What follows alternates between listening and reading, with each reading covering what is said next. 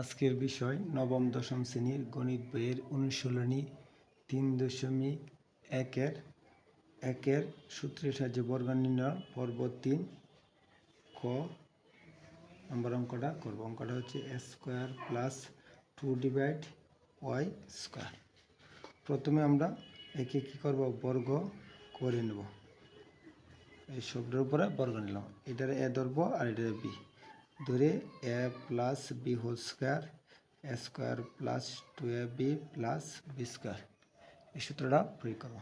এ ধরবো এ স্কোয়ারে, বি ধরবো 2/y স্কোয়ারে আমরা বি ধরবো।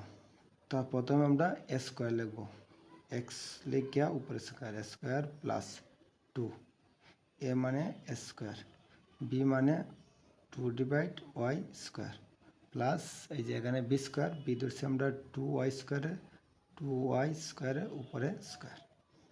আমরা জানি পাওয়ারে পাওয়ারে কী হয়, গুণ হয়। এই 2 গুণ নেব, 2 দুগুণে 4, আবার এই 2 জায়গা 2 এর গুণ নেব, এ স্কোয়ার উপরে নেব 4, 2 দুগুণে 4 4 স্কোয়ার ওয়াই স্কোয়ার।